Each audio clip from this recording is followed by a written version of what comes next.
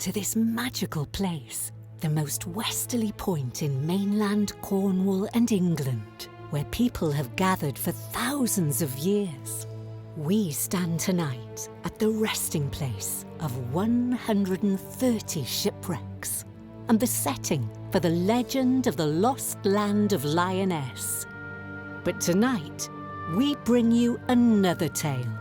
Land's End is proud to present Magic in the Skies, a celebration of Cornwall.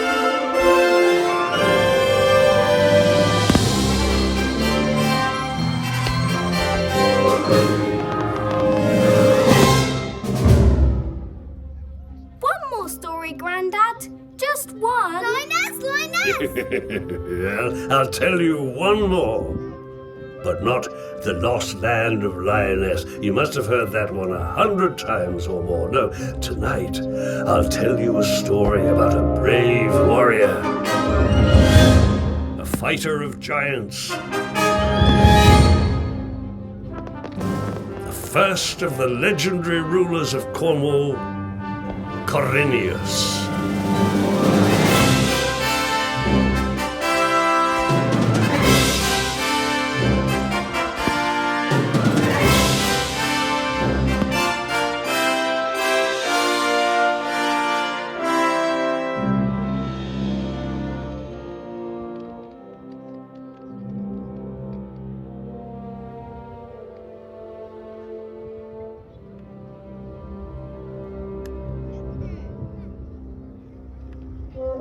Corinius was a warrior descended from the heroes of the Trojan Wars.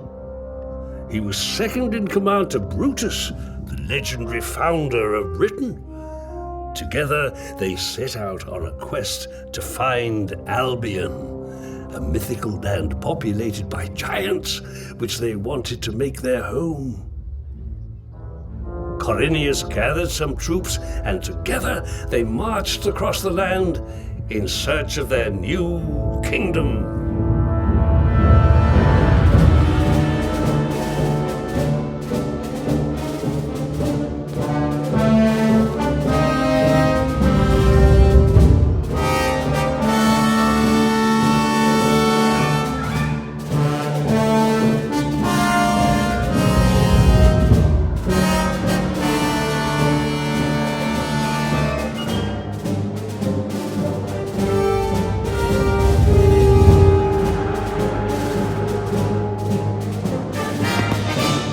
After weeks of traveling, they reached the magical land of Albion, a place of vast forests, rugged coastlines, and soaring mountains. Brutus renamed the land Britain, and Corinius settled in the far southwest. Cornwall? Yes, indeed, where the caves along the coast were inhabited by the scariest of creatures, giants.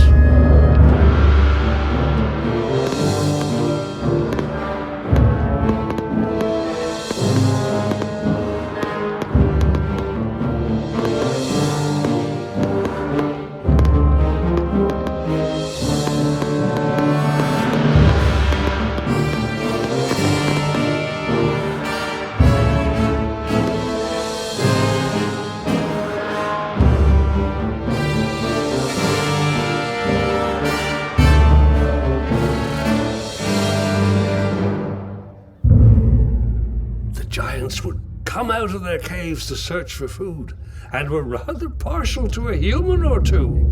They were a great threat to the people, so Corinius set out to kill these giants.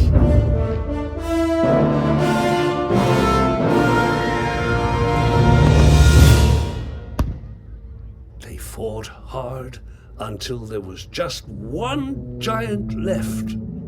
Their leader, Gormagog. Gormagog? Gormagog, the captain of the giants, towered into the air above the people. It was Gormagog who suggested a battle with Corinius, and whosoever conquered will be proclaimed the king of this land. The people gathered to watch. They waited, and what followed was the mightiest of battles they had ever seen.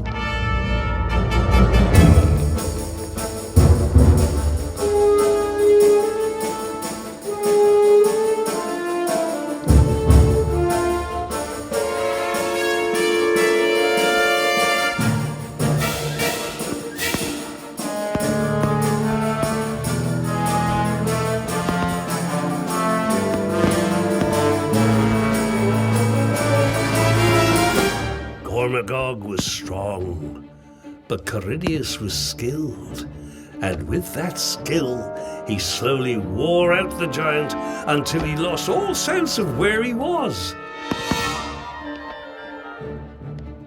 The tension began to build, and with that, Gormagog fell to the ground with the mightiest of crashes.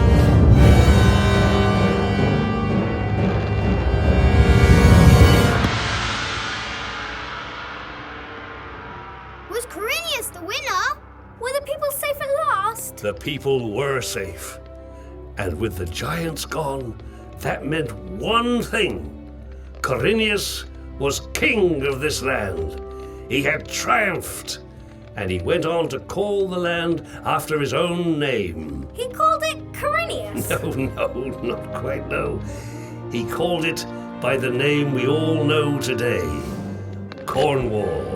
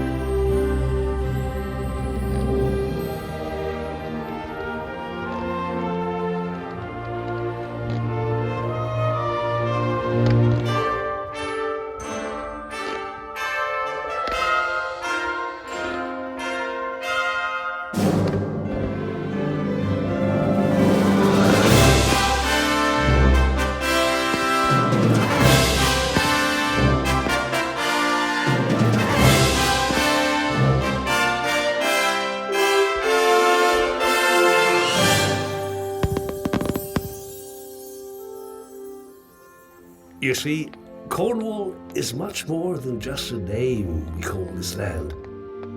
When you cross the Tamar River, you enter a Celtic land of myth and legend that has captured the imagination of generations. From its beaches, its castles, its farms, its fishing ports, its great engine houses, rugged landscape, and the birthplace of King Arthur. This is Cornwall. Kerno Bisviken, Cornwall forever.